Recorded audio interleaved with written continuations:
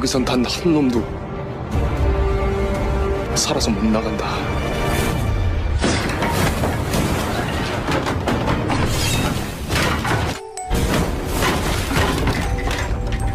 Halo guys, kembali lagi di channel review film bagus. Apa kabar kalian semua? Semoga sehat selalu ya. Pada kesempatan kali ini, aku akan kembali melanjutkan kisah Jang Uk yang terlihat kembali dengan Naksu. Dan inilah Alchemy of Souls episode 6. Pada episode sebelumnya, Jang Uk dan Boyun sedang berjalan-jalan di halaman Jin Yowon. Jang Uk berniat membuka gerbang untuk melihat kondisi Wajo. Tiba-tiba, Boyun mendorong Jang Uk ketika dia melihat penjaga dan mengatakan bahwa dia sudah terbiasa bersembunyi. Boyun juga mengatakan ketika dikurung dia terus membayangkan berada di sebuah pohon yang besar. Dia tidak mengenal siapapun dan tidak bisa melakukan apapun. Dia berharap ada seorang yang datang menghampirinya, dan sekarang Jang Uk hadir di kehidupannya. Mendengar hal itu, Jang Uk kembali teringat dengan Naksu. Dia lalu menggenggam tangan Boyun. Tiba-tiba, Jang Uk melihat ada penyusup, dan Boyun seperti mengenali energi penyusup itu. Ternyata, penyusup itu adalah Seoyul. Dia lalu mengatakan bahwa maksud dari kedatangannya adalah untuk mencari Soi. Di sisi lain, Puan Jin sedang menyiksa Soi. Dia mengatakan ada cara untuk mengeluarkan cacing tersebut, asalkan dia mengatakan ada di tubuh siapa cacing itu sekarang. Soi menjawab, cacing itu ada di tubuh Jinmu, bukan di tubuh Pak Jin atau di tubuh sang raja. Puan Jin lalu murka karena Soi terus mempermainkannya. Dia lalu memaksa Soi untuk meminum racun. Tiba-tiba penjaga datang. Dia mengatakan bahwa Jang Uk sedang mencarinya. Karena takut rahasianya terbongkar, Puan Jin menunda meminumkan racun kepada Soi dan segera menemui Jang Uk. Jang Uk lalu berterus terang bahwa dia berencana memasuki gerbang Jin Yowon dengan sembunyi-sembunyi. Tapi hal itu tidak benar.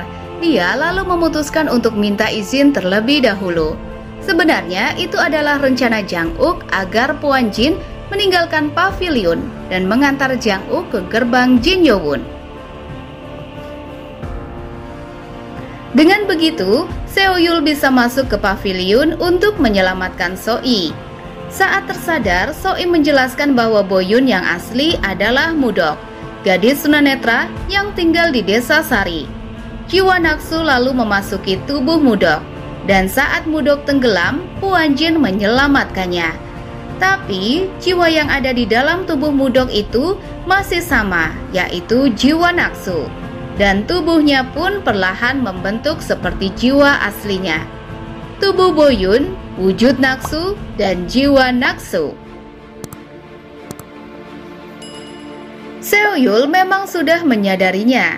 Dia mengenali Boyun saat pertama kali berjumpa. Tapi dia terus berusaha untuk tidak memikirkannya lagi. Boyun pun datang membuka luka yang mendalam. Pelukan hangat membuat dunia terasa terdiam. Deras cinta yang selama ini dipendam mengalir bersama luka yang mendalam.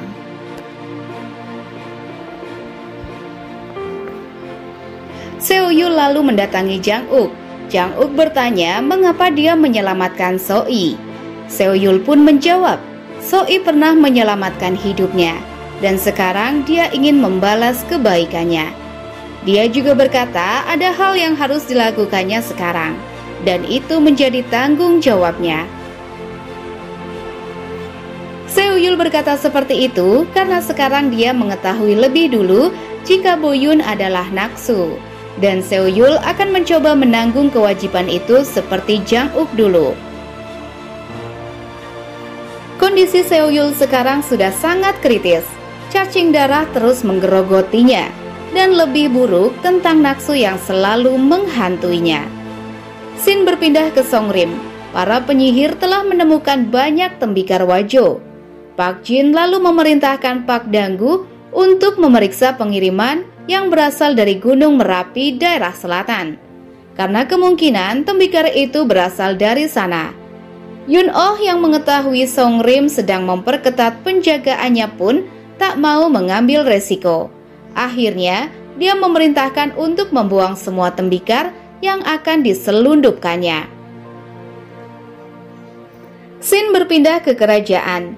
Jinmu melapor kepada raja bahwa sumber air minum mengering. Karena itu, dia menyarankan untuk mempercepat ritual Gyeongcheon Daeho. Ia juga menyarankan untuk menjadikan Jang Uk sebagai jenderal yang ditugaskan di kota pertahanan bagian utara. Jinmu sengaja mengatakan itu kepada raja supaya Jang Uk tidak mengganggu rencananya dalam mengadakan ritual, dengan harapan batu es akan menjadi miliknya dan dia bisa menguasai dunia ini. Di sisi lain, Jang Uk menemui Guru Li. Dia mengatakan bahwa kondisi Wajo baik-baik saja, dan dia menjelaskan kemungkinan rencana jahat Jinmu kepadanya. Ternyata Jang Uk sudah mengetahui bahwa sebenarnya dia adalah anak raja sebelumnya yang melakukan pemindahan jiwa dengan ayahnya. Dan saat kelahirannya, muncullah bintang kerajaan yang akan bersinar dalam kegelapan. Kemunculan bintang itu diketahui oleh ayahnya Naksu, dan dia mati sebagai pemindah jiwa di tangan ayahnya Jang Uk. Agar tidak ada orang yang mengetahui bahwa putranya adalah anak dari seorang raja dengan bintang kerajaan. Sementara, Boyun sedang sibuk membantu Songrim mencari tembikar Wajo. Dengan kekuatannya, Boyun dapat dengan mudah menemukan tembikar tersebut. Saat Boyun melewati jembatan, dia teringat sesuatu. Dia ingat bahwa dia pernah bergantung di jembatan itu dan mengatakan bahwa tidak bertenaga. Dia lalu berpikir apakah sebelumnya dia sangat kuat? Kita tahu di season pertama, Naksu yang baru saja memasuki tubuh Mudok pernah bergantung di jembatan itu. Dan dia mengatakan kekuatannya menghilang karena tubuh Mudok sangatlah lemah. Seiring berjalannya waktu, kekuatan dan ingatan Boyun pun berkembang. Sin berpindah ke Gyeongjingjak. Terlihat pangeran yang akan menemui Jang Uk. Dia sedikit terkejut ketika melihat buku tentang Wajo terbuka. Pangeran lalu berpikir bahwa Jang Uk sudah mengetahui rencana Jinmu. Jang Uk pun datang. Pangeran lalu berkata, raja akan memberikan hadiah yang besar kali ini karena dirinya akan diangkat menjadi jenderal di perbatasan utara. Pangeran lalu berkata, jika kau tidak menginginkannya, maka jangan pergi. Dia juga berharap bahwa Jang Uk akan menyelamatkan dunia ini dari kekeringan. Pangeran menurunkan egonya dan berharap pada Jang Uk karena dia sudah muak dengan kejahatan Jinmu. Sin berpindah ke Songrim.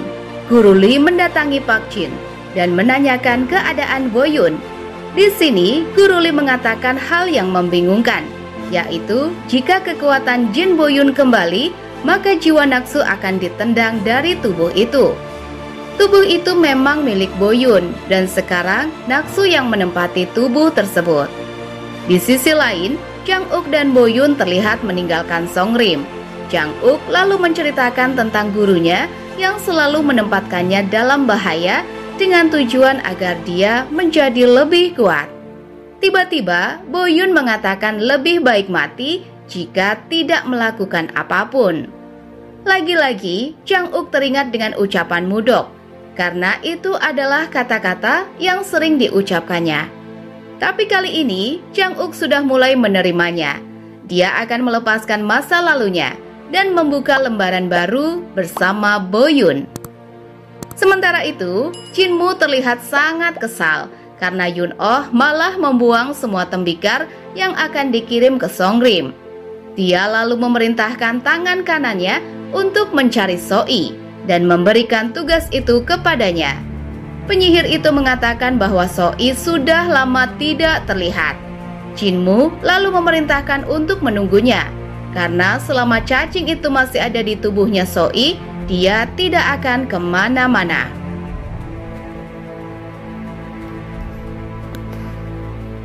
Berpindah kepada Seo-yul, terlihat dia sedang mempersiapkan sebuah surat yang disegel dengan energi air. Dia juga menghancurkan benda berharganya yang menyimpan kenangan dalam dengan nafsu. Dia bertekad untuk melenyapkannya karena sekarang dia merasa bertanggung jawab atas kehadirannya. Sementara itu, Boyun sedang bersama Park Dang-gu. Dia mengatakan ingin pergi ke Danyanggok untuk melihat pohon yang ada dalam ingatannya. Seo-yul lalu datang dan mendengar pembicaraan itu. Dengan lantang, dia menawarkan diri untuk mengantar Boyun ke Danyanggok. Mereka pun tiba di Danyanggok. Seo-yul lalu mencurahkan semua isi hatinya ke Boyun. Dia memegang tangan dan memeluknya sangat erat. Tapi tiba-tiba Seo-yul menusuknya dengan pedang energi. Dia merasa bertanggung jawab atas kehadirannya kali ini dan harus menyingkirkannya walau itu sangat berat. Tapi itu semua hanya bayangannya. Dia lalu bergegas menemui Boyun untuk pergi ke Danyanggok.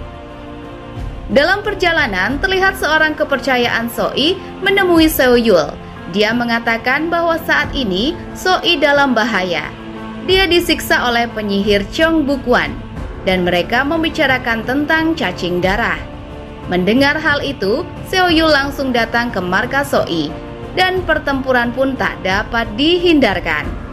Cacing darah menghambat pusaran energi Seo-yul. Dia sangat kesakitan jika menggunakan energi yang besar, dan itu disadari oleh penyihir Cheong Bukwan. Dia mengetahui bahwa cacing itu ada pada tubuh Seo-yul. Di sisi lain, Boyun mendatangi Jang-uk. Dia menceritakan kondisi Seo-yul kepadanya. Dia lalu menjelaskan bahwa saat ini Seo-yul sedang menyelamatkan Soi dari penyihir Cheong Bukwan. Kondisi Seo-yul sudah sangat kritis karena dia terus menggunakan energinya. Maka cacing itu pun semakin ganas. Soi berusaha menyelamatkan Seo-yul yang sekarat, tapi dia malah tumbang terlebih dahulu oleh penyihir itu. Soi pun menemui ajal dalam pangkuan Seo-yul. Seo-yul mengerahkan seluruh kekuatannya, tapi cacing itu sangatlah kuat. Beruntung Jang-uk datang tepat waktu. Dia sangat murka melihat kondisi Seo-yul. Dan film pun selesai. Oke guys, itu dia alur cerita film Alchemy of Souls episode 6. Nantikan episode selanjutnya di channel ini ya guys. Terima kasih buat kalian yang selalu stay menonton. Aku, admin channel review film bagus, mohon undur diri. See you next video.